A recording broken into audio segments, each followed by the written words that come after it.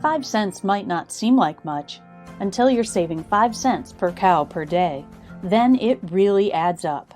New AminoSure XM precision-release methionine provides the optimal combination of cost, feed stability, rumen stability, and intestinal release to deliver the best cost per unit of available methionine on the market today.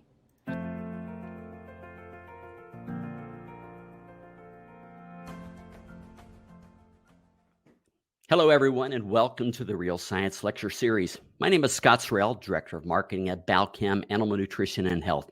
Today, we welcome Dr. Kelly Nichols from UC Davis to discuss how protein nutrition can aid in sustainable dairy industry.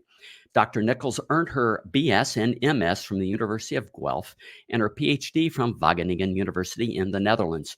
With a passion for advancing dairy nutrition, she's since worked with leading nutrition companies and universities in research and teaching roles, joining the University of California, Davis in March of 2024. The Nichols Lab studies how dairy cattle digest and metabolize nutrients to better understand dietary protein and energy interactions, mammary gland function, and nutrient conversion into milk.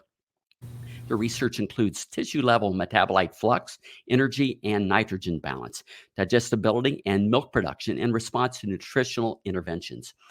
With strong collaborations with global animal nutrition companies and a top-tiered university research groups, the Nichols Lab offers students exciting opportunities for international experience through research exchanges and industry partnerships. Dr. Nichols, welcome back to the Real Science Lecture Series. The floor is now yours. Great. Thanks, Scott, for the introduction and the invitation. And welcome, everyone who's tuning in. So we're going to talk this morning about what I've called exploring flexibilities in protein nutrition for a sustainable dairy industry. Here we have, of course, a very flexible cow able to ride this bicycle. But I'll explain what I mean by flexibilities in protein nutrition throughout this presentation. Before I get started, I just want to acknowledge the groups, many of those that Scott already mentioned, that I've worked with, had the privilege of working with over the last 10 years or so. So the University of Guelph, Trouw Nutrition, where I was working before joining UC Davis, and Wageningen University in the Netherlands. And of course, my team here at UC Davis. This is sort of a preemptive acknowledgement. A lot of the topics I'm going to mention today and talk about, those will be threads that my new team here will be pulling over the coming years. So a shout out to my new group here as well at UC Davis.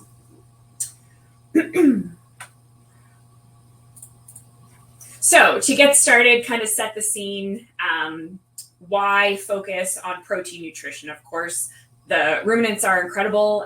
They have a lot of ability to be flexible in terms of the feedstuffs they consume, how they're able to break those down, work with them post-absorptively to make milk or put on body protein. But why do we care about how protein nutrition fits into this picture? Of course, we feed protein as much as possible. We want to come out as milk protein, but there will always be a certain amount of loss through feces and urine, contributing to manure and nitrogen. And this, of course, is not news, I'm sure, to any of the listeners. There are substantial environmental concerns associated with nitrogen excreted from manure of our ruminants. So we have ammonia emission, nitrous oxide being a very potent greenhouse gas, the implications for water bodies in terms of nitrogen runoff, and of particular importance and growing concern in some regions would be nitrate pollution in drinking water. So I focus on feed protein to sort of look at all of these balances here, because imported feed on farm is usually the largest contributor to whole farm nitrogen balance. So this is a good starting point if you're considering how can we mitigate some of this loss in terms of this whole farm system of nitrogen balance. And often it is actually more than any imported fertilizer nitrogen. So that feed is contributing the most to the starting point of nitrogen balance. So depending on where you're listening from, I suspect many of you are somewhat familiar in one way or the other with what has been kind of dubbed the nitrogen crisis in Europe. So I spent the last 10 years living in the Netherlands. I'm not going to go through the details of this. That has been growing for decades and decades, but you've probably seen headlines such as this or photos in the media, farmers' protests happening in the Netherlands, in Ireland, and some of the other European countries. The point of sort of framing this up is what this represents is basically the impact of very intense pressure to fix what became an urgent environmental issue. So this nitrogen deposition onto the land in these very intensely populated areas with animal production systems.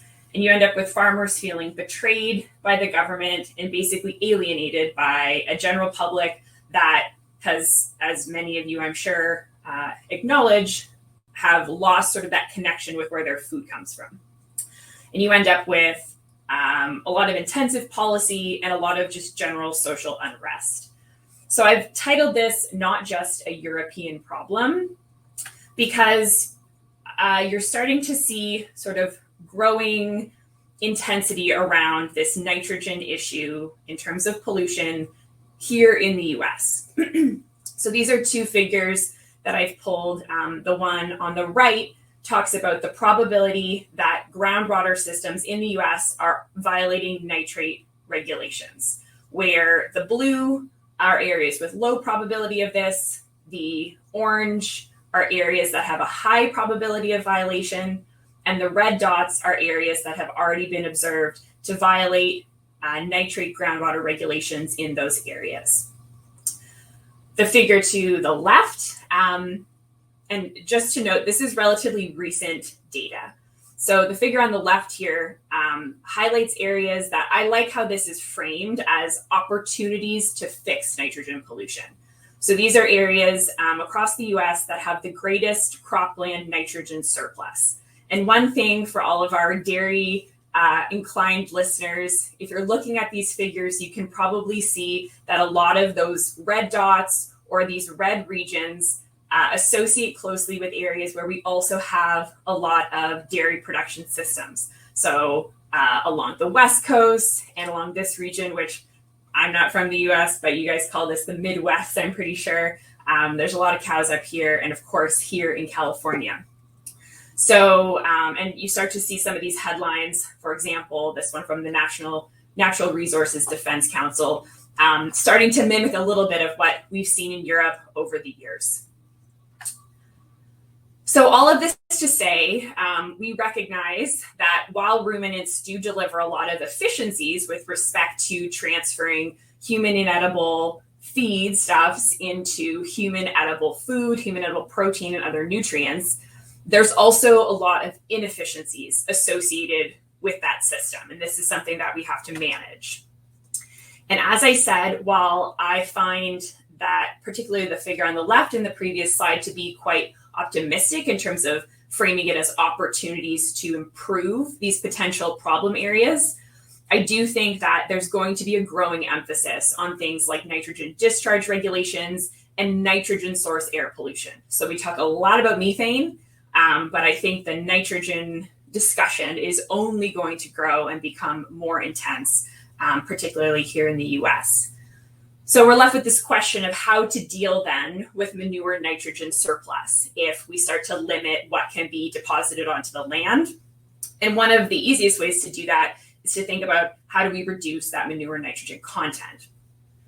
The other side of this, of course, lies with issues around resource availability, which is something that is a real concern, growing concern these days in terms of, you can think about that in terms of cost of our protein-rich ingredients being really variable over time, and also the public perception of what we're feeding our production animals. That sort of long-standing feed versus food debate, GMOs, these types of discussions that can influence ultimately all the way back down to the farm what we're thinking about feeding our animals. So how I place sort of this idea of understanding metabolic flexibility in our ruminants, that lies at the heart of basically being able to determine strategies to improve protein efficiency that align with the particular goals and requirements of individual producers. So farm A might have completely different pressures in terms of sustainability targets, motivations from their supply chain of targets that they need to hit, limitations in terms of the ingredients that they have available. That could be completely different than farm B in a different state or a different country, or even just a couple of miles down the road. So understanding kind of the scope of the flexibility that we have to work in can allow for solutions for a variety of kind of groups of dairy cows or beef animals that are being managed. So what do I mean more specifically by flexibilities? Like I said, we have our feed protein going in, milk protein going out in our dairy cows, and we have manure nitrogen. Within the animal itself, I kind of put this into three sort of buckets of areas. So we have the rumen, of course, we have the post-rumen digestive tract, and then we have the post-absorptive system. And within all three of these areas, there is sort of flexibility within. So flexibility, for an example, would be the ability to derive the same metabolites out of different resources. So we have flexibility within, but then we also have the option for these compartments to interact. So an example being urea recycling, where we have the post-absorptive system feeding back into the rumen, and then the potential for that cycle to continue, which is something we'll talk a little bit more about later in the presentation. And today I'm going to touch on three areas that I think illustrate this idea of metabolic flexibility really well. So that's the impact of energy source on protein metabolism, the capacity to think about rumen nitrogen balance in a little bit of a different way, and also mammary gland amino acid metabolism, where we've shown there's a lot of flexibility involved. So first, we're going to talk about the impact of energy source. So to describe this is a figure from a colleague of mine, Jean-Baptiste Daniel at Trouw Nutrition during his PhD. This is a meta-analysis looking at the impact of incremental increases in protein supply. So a unit increase in metabolizable protein supply here on the x-axis, and then incremental increase in milk protein yield on the y-axis. And the lines that you see coming across here represent, again, incremental increases in energy supply in these diets. And as you expect across all of those lines, we get this classic diminishing returns curve as we increase metabolizable protein supply relative to what goes out in milk protein yield. But what you see across, as we start to increase energy supply to these animals, we see an increase in milk protein yield at any unit of metabolizable protein supply here. So why is that? Protein synthesis is an energy expensive process. So by providing more energy, we can drive that production a little bit more. Amino acids themselves are glucogenic, so they have the potential to be used for glucose, to be used as energy. So there can be a bit of a sparing effect if you provide more non-amino acid source energy. And then, of course, we have the fact that increasing energy supply it regulates these endocrine signaling responses that ultimately regulate protein synthesis itself. So this is clear. We know this well. It's been characterized well over many years. But a big question that hasn't really been sort of pulled apart is, what about the source of that energy? We talk about energy, but what does it matter where that energy is coming from? So what I mean by that, energy source, two sort of buckets that we can think about. That would be glucogenic energy. So in practice, we're looking there at things like starch-rich feedstuffs. So we have something like corn silage, corn grain in concentrate feeds, wheat in concentrate feeds. Under an experimental setting, we can test this by things like post-ruminally infusing glucose or ruminal infusions of propionate. So you see those types of models in the literature. And then we have lipogenic energy. So again, practically, this looks like our rumen inert fat supplements, feeding more fiber-rich diets that are going to generate more acetate, for example, in the rumen. And then again, in our experimental models, we see examples of post-ruminal infusion of fat or fatty acids.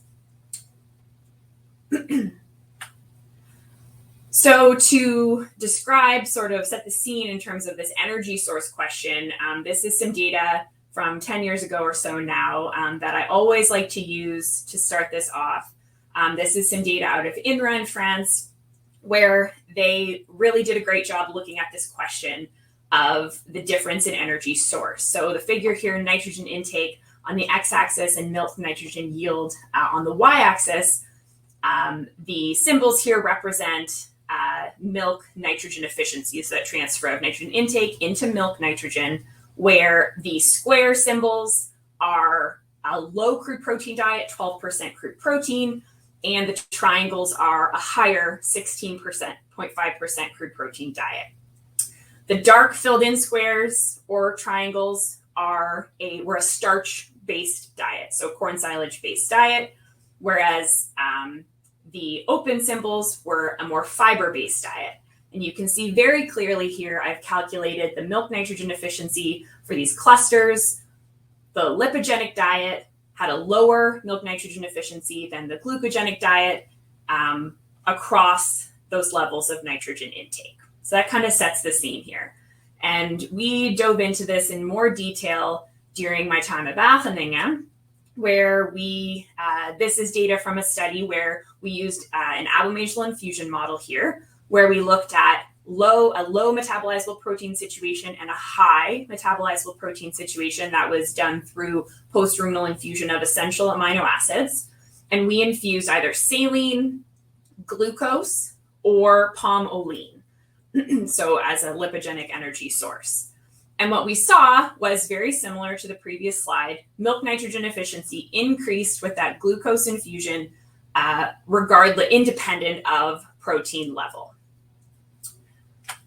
When we look at the impact of fat on milk nitrogen efficiency, just to describe this second study here that we did, this was a feeding trial. So we used hydropalm, so a rumen inert fat source, where again, we had a low protein situation and a high protein situation, and then a factorial with fat inclusion in there as well. And what you see is that milk nitrogen efficiency, if we look across both of these studies, it tended to increase, particularly at low protein levels when we included fat. So with this infusion, you see the numerical increase here in this infusion study with the infusion of palm olein, and then you see this trend for an interaction where supplementing hydropalm increased milk nitrogen efficiency at the low protein level.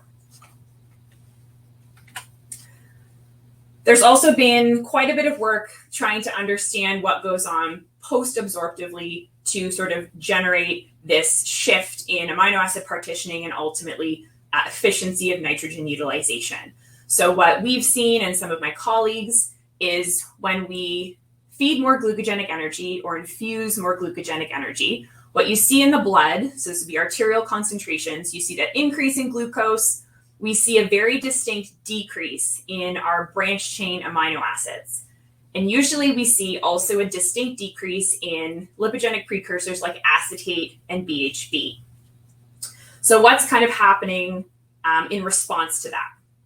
Glucose is stimulating this insulin cascade, which, while it does stimulate some turnover in muscle, we're getting a pretty big response in extramammary lipogenesis. So that's turning on that system.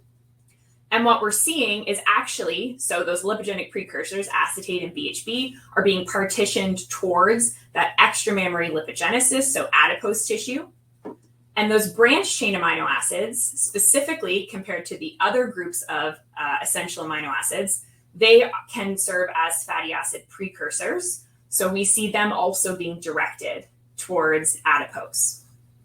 On the mammary gland side, what we see then in response to this sort of shift in partitioning of amino acids, of these fatty acid precursors, is we see an increase in mammary blood flow quite distinctly in these studies to maintain that output of milk protein and milk fat. So mammary blood flow increases to pull more of those milk precursors into the udder in response to this shift in partitioning that's happening post-absorptively. And we'll talk a little bit more later about how mammary blood flow plays into this kind of concept of flexibility.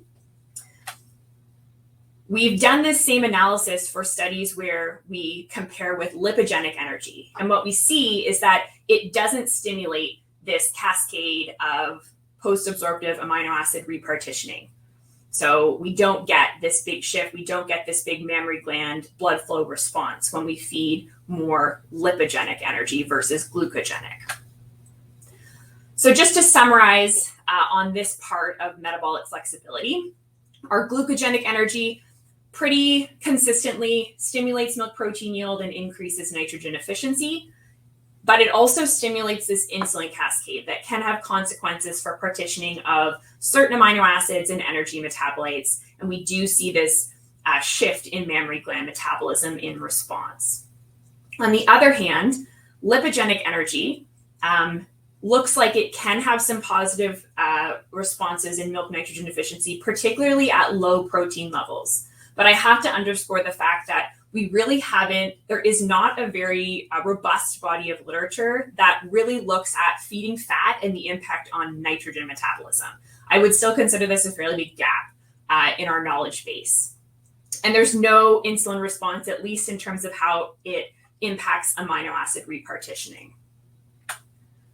So kind of a take home there would be, what is the consideration of this for dietary ingredient inclusion, especially when we think about more novel ingredients or byproducts, where we don't always have a great idea of the nutrient composition or the variability that might exist there. So a question could be, does this offer more glucogenic or lipogenic energy? And then what could be the downstream implications for protein metabolism? And like I said, I think on the lipogenic side, this is a pretty big gap still in our knowledge. So let's talk about the second sort of bucket of flexibility that I wanted to share with you. So this is around rumen protein balance. So by rumen protein balance, depending on what sort of formulation system you're working within, this might be defined slightly different, but in general, across the systems, when we talk about rumen protein balance, what we're describing is the difference between the maximum possible microbial protein synthesis that could be derived from the nitrogen available in the rumen relative to the energy supply available in the rumen. So you get, whereas 0 is sort of the perfect synergy between that rumen available nitrogen and energy, and negative would actually mean there's a deficiency in nitrogen, whereas a positive value would mean that there's excess of nitrogen. So this is some data, again, out of INRA, looking at an incremental increase in rumen protein balance and how that impacts urinary nitrogen excretion. And what we see here is the slope of that curve being, suggesting that around 80% of any additional rumen available nitrogen is basically being excreted in urine. So everything above that 0 line you can think about as excess. And something that this makes me think about is how many of our diet formulation parameters, they focus a lot on this idea of ruminal synchrony between protein and energy supply. A limitation that I see to that is that this assumes that nitrogen metabolism in the animal, nitrogen recycling, and the utilization kind of between those dynamics are constant. And in many cases, this ignores the potentially substantial contribution from endogenous nitrogen sources. So this figure here on the right represents the proportion of gastrointestinal urea nitrogen entry. So that's urea coming from the liver relative to the digestible nitrogen intake of the animal. And what you can see, something that jumps out at me from this data is, one, the variability in that proportion, particularly in sheep and non-lactating cattle, and how much less variability there seems to be in our lactating cattle. Part of that has to do with the diversity of diets that are fed to these more growing animals versus our lactating cattle, and just the number of experiments in this data set. So that's kind of the second thing that jumps out at me, is there's far fewer studies looking at this sort of dynamics of urea recycling in lactating cattle. So in practice, what this sort of suggests to me is that there might be some potential here to rethink how we consider rumen protein balance, and it might be leading to sort of these excessive safety margins, you could say, for rumen nitrogen supply, if we don't have a good handle on some of these dynamics around nitrogen recycling and the potential utilization from this source. So this is some data out of Cornell, so a relatively recent study published. They looked at a few different diets, but I just focus here on two of their treatments, where they have a base diet and then a base diet with the addition of urea. So this rumen nitrogen requirement, this is based on some values from CNCPS version 7 that I've sort of flipped around to represent rumen nitrogen requirement. So they've added in urea here to basically make this 100% of the rumen nitrogen requirement being met, whereas the diet without urea is lacking a little bit in predicted rumen nitrogen requirement. And then you see the impact on the crude protein content of these diets, where the urea inclusion increases the crude protein content slightly.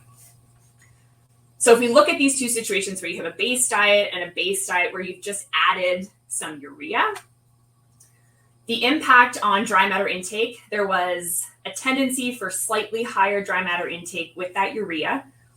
We'll talk about why that possibly is in a little bit later. No difference in energy-corrected milk yield or milk protein content or protein yield. With this increase in rumen nitrogen balance, as one would expect, we did see it. They saw a significant increase in milk urea content. And then based on calculated milk nitrogen efficiency, so this is my own calculation based on their data, a lower milk nitrogen efficiency, as you would expect, alongside milk urea nitrogen. We have an increase in plasma urea nitrogen. And then based on CNCPS, they shared predicted urine nitrogen output being, of course, higher with that urea. And then a non-significant but numerical increase in NDF digestibility when we have that extra urea, which likely explains that slight increase in dry matter intake. So if you look across sort of this response to just simply adding urea to meet some kind of target in terms of rumen nitrogen requirement, a takeaway that I have from this is that balancing for estimated rumen nitrogen requirements, in this case by adding urea, so a rapidly degradable rumen nitrogen source, in this case, likely increased nitrogen excretion. I say likely because this is predicted urine nitrogen, but we see that back in milk urea nitrogen and plasma urea nitrogen.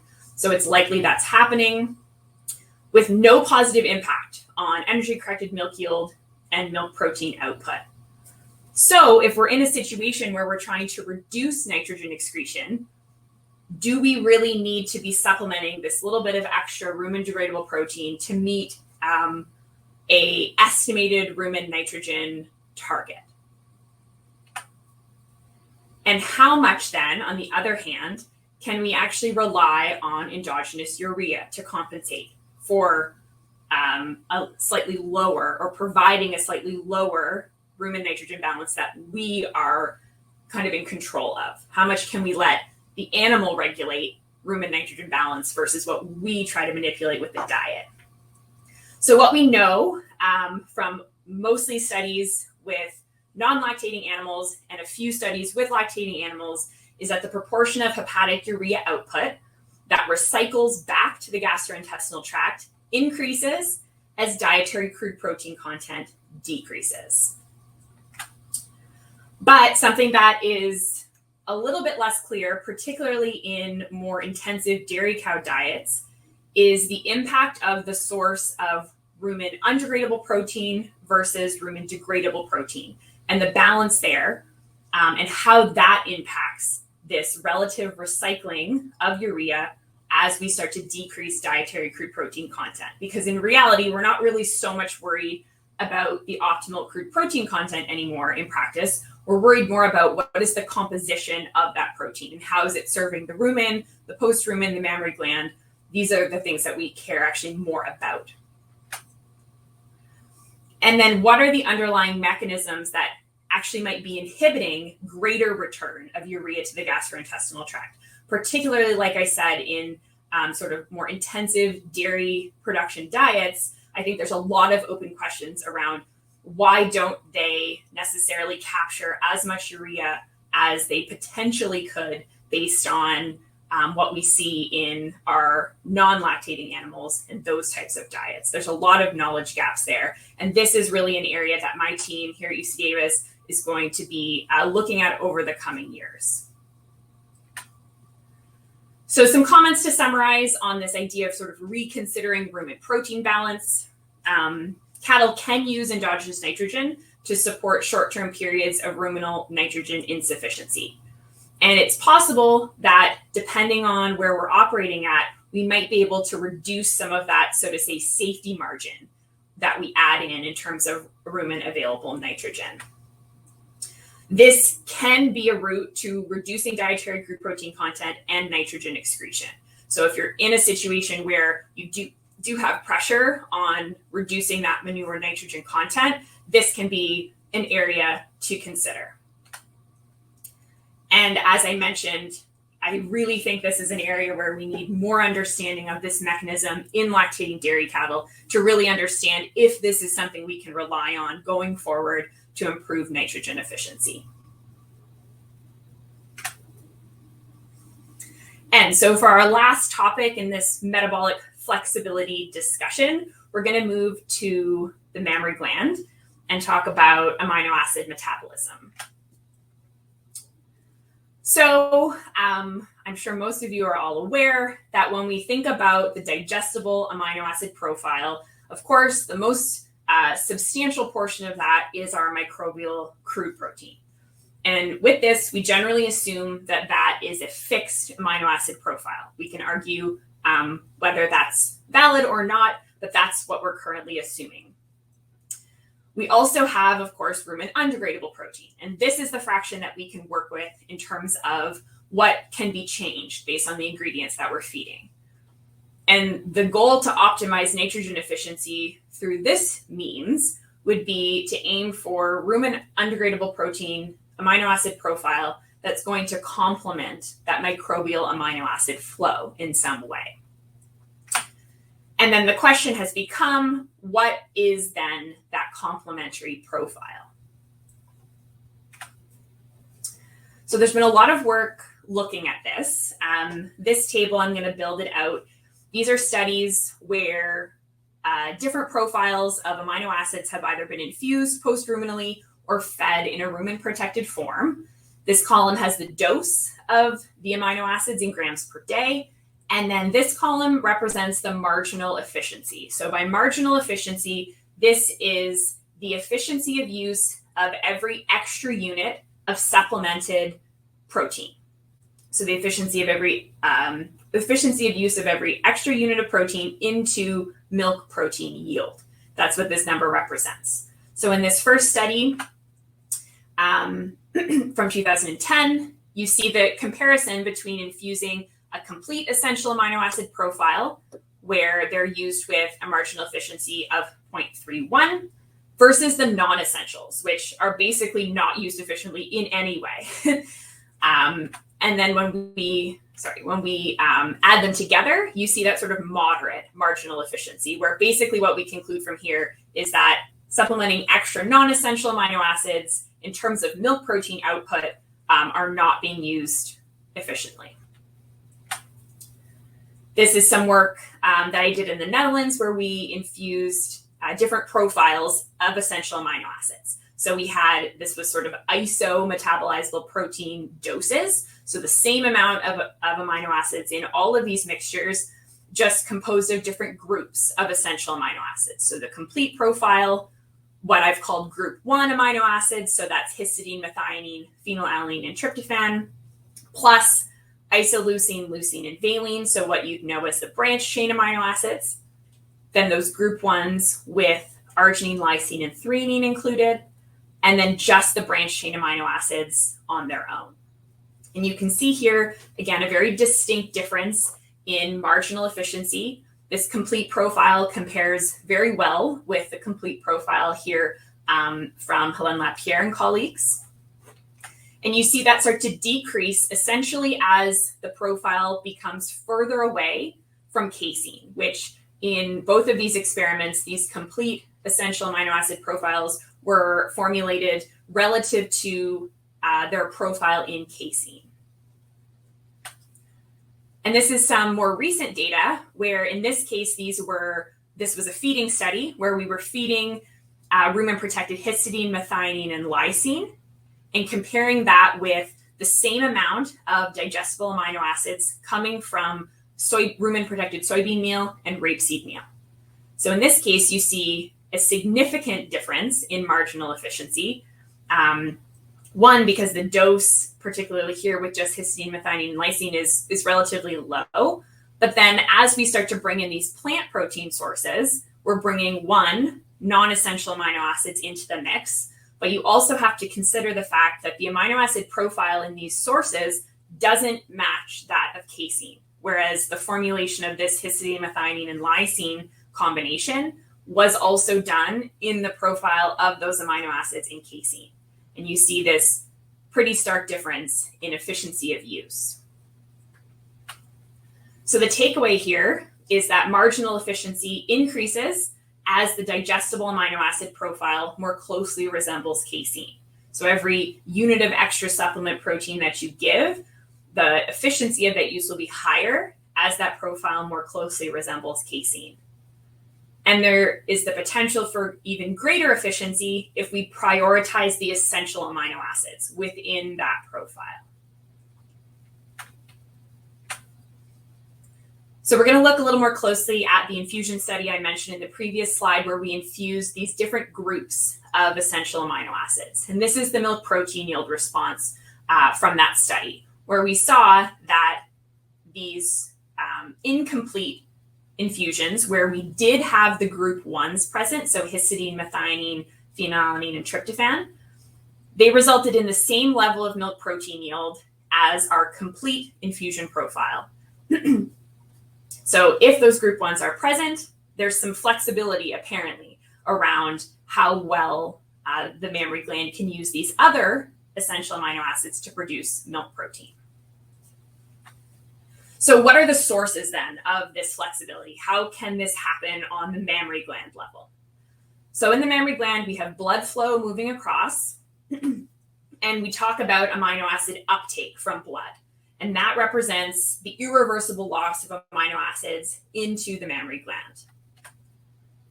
The vast majority, so around 90% of those amino acids, end up being used for milk protein. And this is a number that's relatively consistent across a variety of dietary conditions. So I always say, we talk about ruminants, dairy cows, being relatively nitrogen inefficient, depending on how you look at it. The mammary gland itself in isolation is actually extremely nitrogen efficient. Some of those are going to be used to build back up constituent protein, and some of those amino acids that come in are going to be transformed. They can be used for oxidation, to contribute to lactose and fatty acid synthesis, and then they get transformed and in that way actually contribute back to milk protein. So this is sort of the system that we're working with when we talk about mammary gland amino acid metabolism. So that blood flow, that's kind of the first step as it influences then our estimation of uptake. And what we see are fairly strong responses in blood flow to changes in essential amino acid profiles.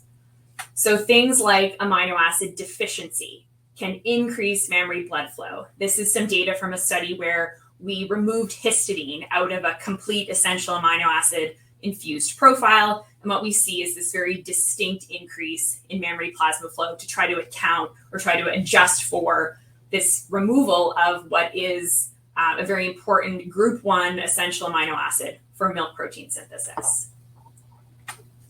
And similarly, we can talk about this in terms of great imbalances of amino acids that are supplied. So this is, again, that data or that experiment that I did with different amino acid profiles being infused, where when we infuse just the branch chain amino acids in that very high load, we see an increase in mammary plasma flow. My guess is to try to accommodate or try to adjust and pull in more of those other essential amino acids that would be required to maintain milk protein synthesis, not just the branch chains that were abundantly available in this case. So when we look within the mammary cell, there's several ways that we can consider intramammary flexibility.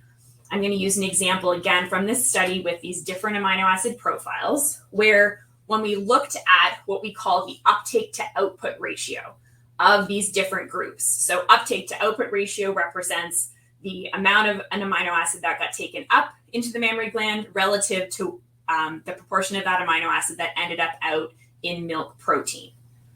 So these group 1 amino acids, methionine, histidine, phenylalanine, and tryptophan, they typically are taken up in a 1-to-1 ratio. So for every 1 unit of methionine that comes into the mammary gland, we find 1 unit of methionine back in milk protein. And that is what we saw consistently in this experiment. These other groups of essential amino acids, they fall into a category where we typically see them being taken up in excess relative to what comes back out in milk protein yield.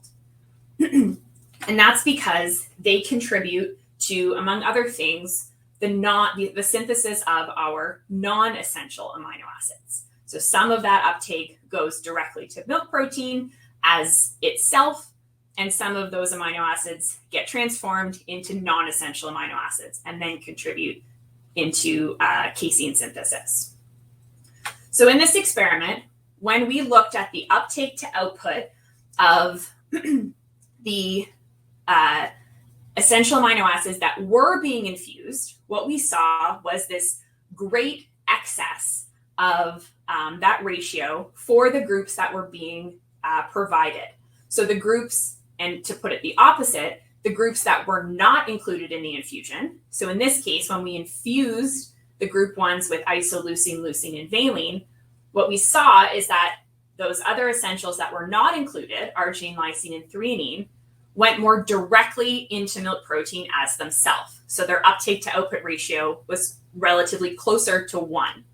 And then the uptake to output ratio of isoleucine, leucine, and valine was much greater. So relatively more of those were kind of taking that load of contributing to non-essential amino acid synthesis for maintaining that same level of milk protein output. And we saw the opposite when we infused then the group 1s with arginine, lysine, and threonine, where the branch chain amino acids were contributing, you can think of it more directly to milk protein. Arginine, lysine, and threonine were then contributing more to non-essential amino acids to maintain that same level of milk protein output. So to summarize around mammary gland amino acid metabolism and that flexibility, the profile of digestible amino acids impacts the efficiency of use of any supplemental protein. So practically, we should be looking for ingredient profiles that could potentially enrich digestible protein with essential amino acids that match the profile of casein.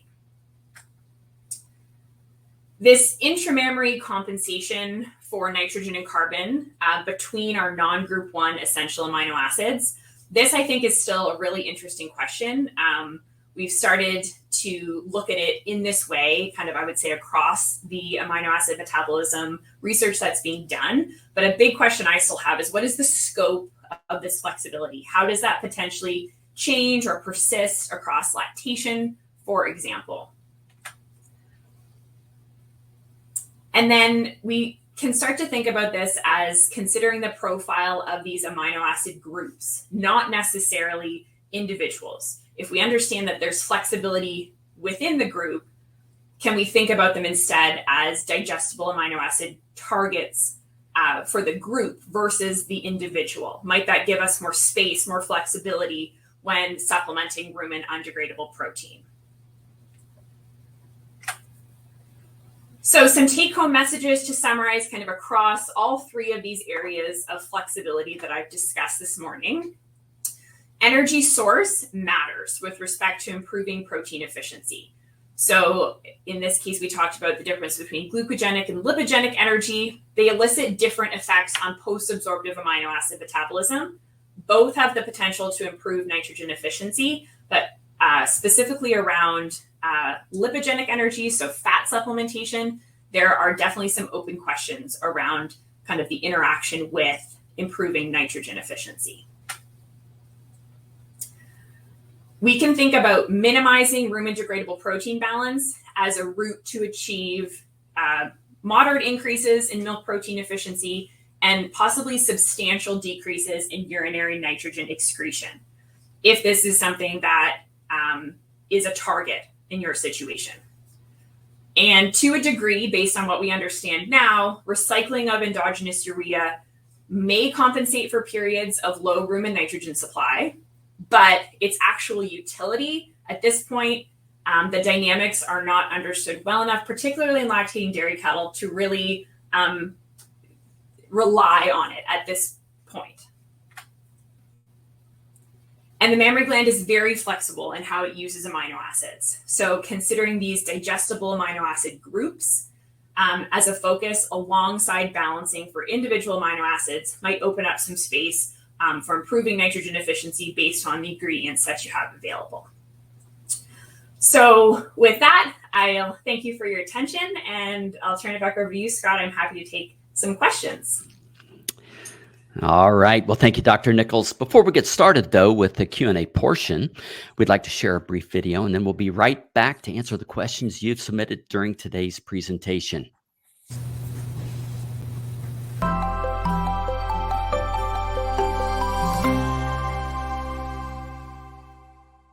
Balchem has invested decades perfecting the art of nutrient encapsulation. And now, new AminoShure XL is setting a new standard, delivering 35% more metabolizable lysine than leading competitors. With AminoShure XL, you can provide your cows with a more consistent and higher quality source of metabolizable lysine, leading to improved and more dependable results. A recent meta-analysis found that feeding rumen-protected lysine led to an increase in milk fat percentage and 4.4 more pounds of energy-corrected milk. Feed new AminoShure XL to your cows and have confidence that you're using the most consistent, reliable, and cost-effective source of lysine on the market today. Learn more at balchem.com/XL.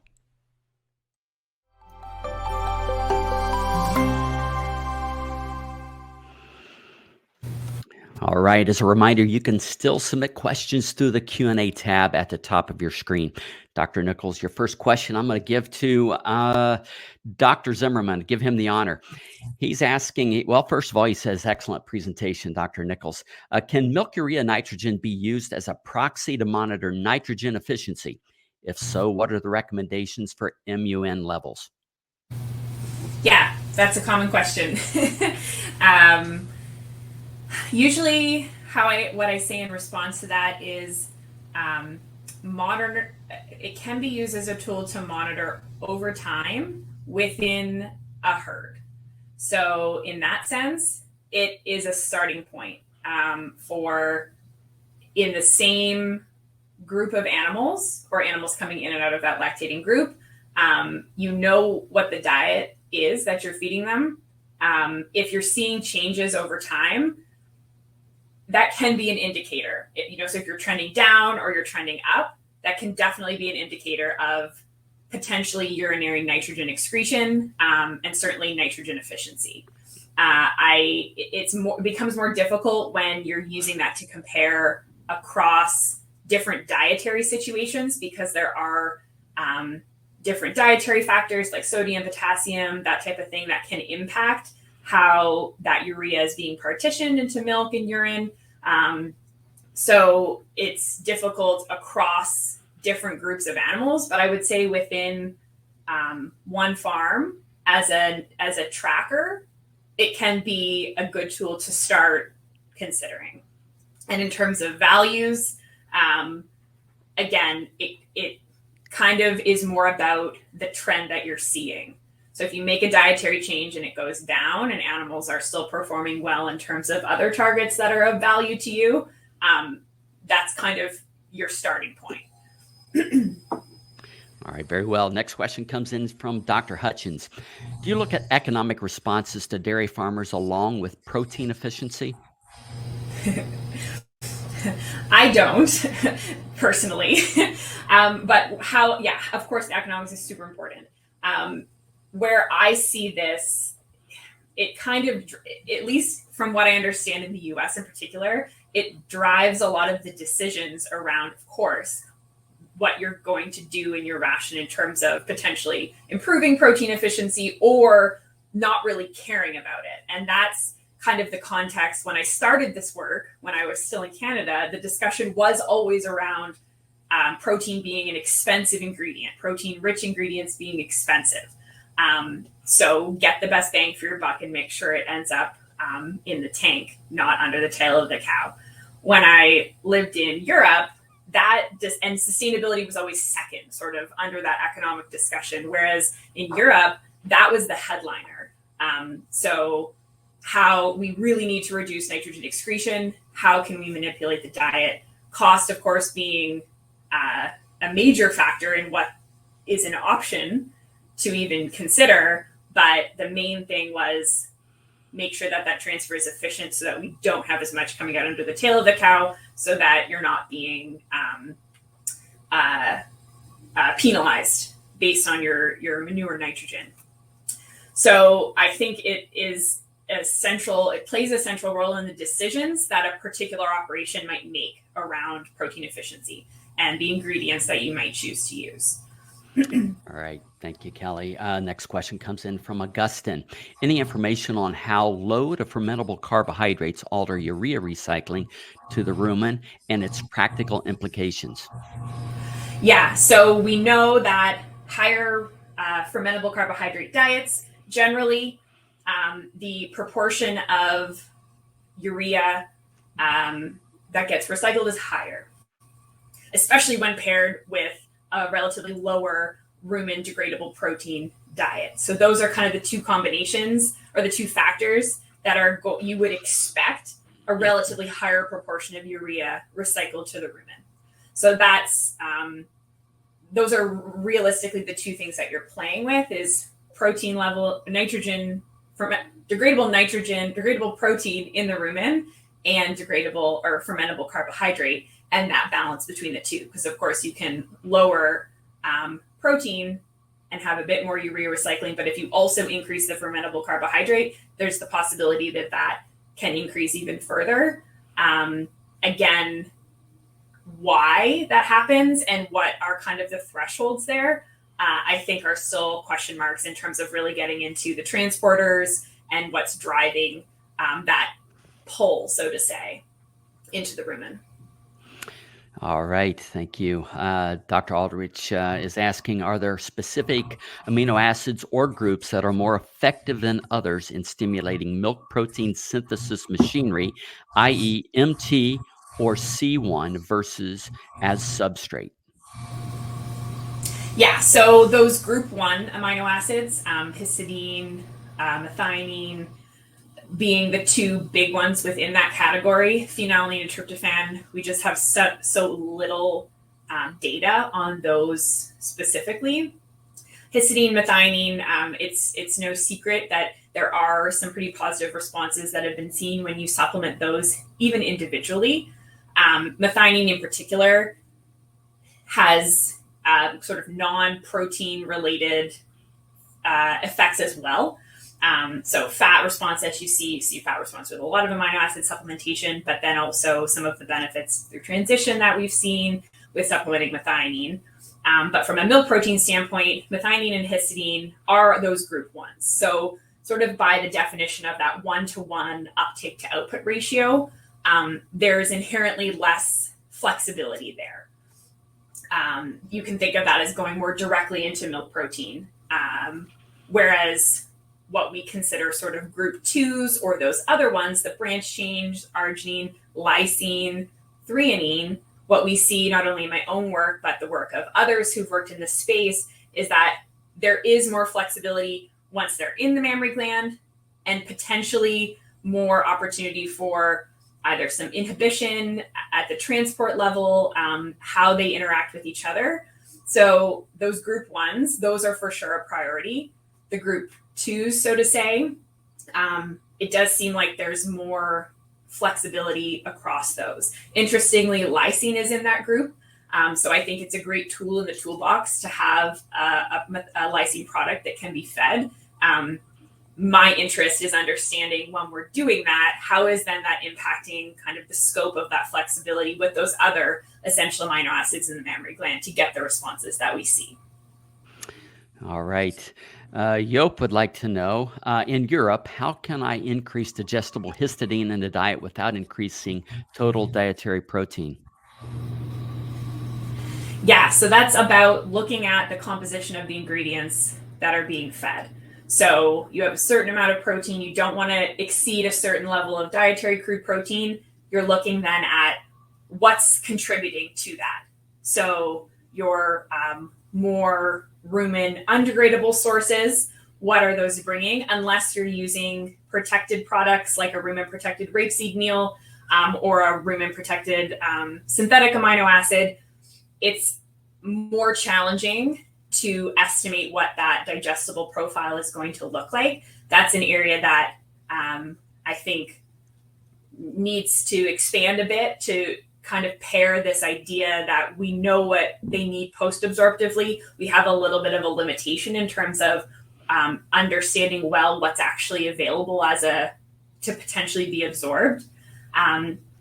So that's an area that we're actively working on. So just keeping that in mind in terms of shifting the total amount of crude protein, what's coming from rumen undegradable, what's coming from degradable, and consider how histidine plays into that from the rumen undegradable standpoint. So the histidine potentially that's bypassing the rumen and ending up in the small intestine to be absorbed from those ingredients that are in that diet. All right, thank you. Adele says, excellent presentation, Dr. Nichols. What are your thoughts on supplementing antimicrobial compounds to produce ruminal deamination and urolytic bacteria activity while providing a standard crude protein diet of 16% to lactating cows? Ooh. Yeah, I would, when I hear 16% crude protein and increasing urolytic bacteria, I would question a little bit if we might be exceeding the threshold of rumen nitrogen requirements. Again, requirement is a difficult term to use there because it depends a lot on what the carbohydrate composition of the diet is as well. So in general, why the idea of reducing rumen nitrogen balance is interesting with respect to improving nitrogen efficiency is the goal there is to reduce the amount of excess ammonia that's available that ends up going through the rumen wall, ending up as urea from the liver and actually not getting recycled back to the rumen, but instead ending up in urine. So you want to minimize that as much as possible. From the perspective of, I'm not sure, maybe you're getting at like, could that potentially enhance urea recycling? Yeah, high levels of ammonia in the rumen typically depress that. Like I said, the dynamics across the rumen wall of the role the bacteria are playing that are sort of more epithelium adherent to influencing urea ultimately ending up as ammonia to be reused, recaptured by microbes in the rumen. That's an area that we have still a lot of open questions about how that really looks in practice. Yeah. All right. Next question comes in from Han. To what extent do you find Is acid-base balance important in considering the possibilities to reduce N excretion, as both a more acid environment in the rumen and the body can influence N partitioning and urea synthesis? Yeah, another one that's interesting to think about. I honestly haven't given that a ton of thought. Perhaps that is another space for metabolic flexibility, but definitely something interesting to consider. I don't know. All right. I see that we have passed the top of the hour. Do you have a few more moments? We've got a few more questions. Yeah, I'm good. All right. Next question comes in from Rolando. He says, Dr. Nichols, based on your work and the data you presented on lipogenic diets, I wanted to ask your opinion on the use of calcium soaps enriched with essential fatty acids as a fat source. Would you expect the nitrogen efficiency response to be similar to that observed with saturated long chain fatty acids, or would you anticipate a different outcome? I would, in general, anticipate something. I have to say, I would anticipate something similar to what we saw, for example, feeding the hydropalm. But like I said, the base level of crude protein in the diet seems to have an influence, again, in the very limited data that is available. And because it's limited, the implications of the source of those fatty acids, from what I've seen, there are none, if very few, studies that have really paired looking at nitrogen partitioning with the work that they're doing around fatty acid profile. There's a lot of great work going on about fatty acid profile, but usually not paired with implications on nitrogen metabolism or mammary gland amino acid metabolism, those types of questions. All right, next question comes in from Francisco. What should our practical safety margin be for rumen available nitrogen? That's a tough one to give a number. A good starting point would be based on, for example, the new NASM 2021. What's written in there, if you look at the studies that are used for those recommendations, it's pretty consistent with kind of what I've seen in the studies we've done. So I think those are good starting points. I don't think inherently those are excessive.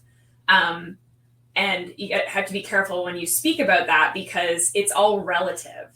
Like I said, it's relative to the fermentability of the carbohydrates in the diet. That's a big one.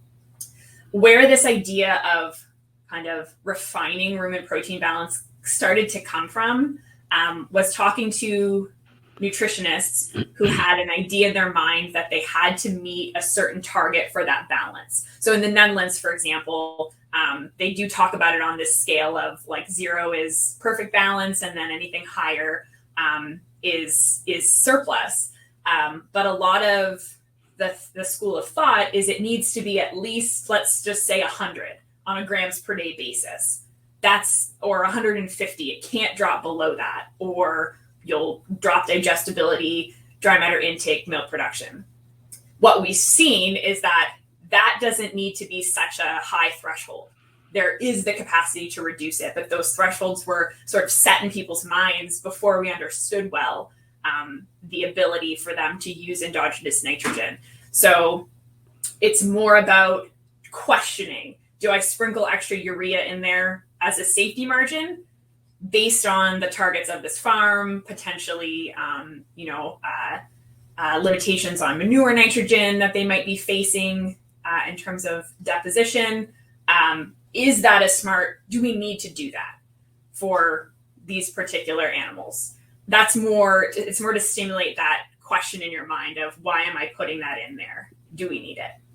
All right, thank you. We'll entertain one last question. When is a marginal efficiency too high? AKA they were deficient. Yeah, that's one way to look at it, right? I would say this is an interesting question because a lot of this marginal efficiency work comes from relatively short-term studies. A lot of them are from infusion models. I've started to bring it into some of the feeding studies that I've done. But again, in a real life scenario, you're feeding across lactation, using that marginal efficiency to actually set targets for potentially dietary changes. That's something that I am working on in a collaboration together with Wageningen, is to actually make that marginal efficiency a factor that we consider for making dietary change as the animal responds to it. So in theory, if you have a very high marginal efficiency and they're actually deficient and you start to see negative impacts of that over a lactation, you might, like in those cases, we may be able to see, okay, that's not a good efficiency. Potentially. It's hard in these studies, a higher value is good because that transfer of that supplement is happening very efficiently. Were they deficient? Potentially, that could be why the efficiency is so high. But the implications of that, we can't really discern from those studies. All right. Well, thank you, Dr. Nichols, and thank you, everyone, for attending today's webinar. If you have additional questions, please submit them to anh.marketing@balchem.com. The Real Science Lecture Series continues with educational topics each and every month, including our next two. The second Real Producer Exchange on August 26, where we'll explore the process of consumer-based colostrum products and how to manage dairy operations in multiple states with the producer, Rob Deepersloot. And on September 9th, we'll be joined by Dr. Phil Cardoso from the University of Illinois for his presentation titled Optimizing Health and Reproduction Through Amino Acid Balancing in the Transition Period. Visit balchem.com/real science for details on future webinars and to register for upcoming events. Balchem's podcast series continues to offer a deeper dive into our webinar topics. Log on to your favorite podcast platform and search for Real Science Exchange or visit balchem.com/podcast. And if you want a really cool Real Science Exchange t-shirt, just subscribe to the Real Science Exchange. Send us a screenshot along with your address and shirt size to anh.marketing@balchem.com, and we'll get that off to you right away. And on behalf of Balchem and Dr. Nichols, thank you for joining us today.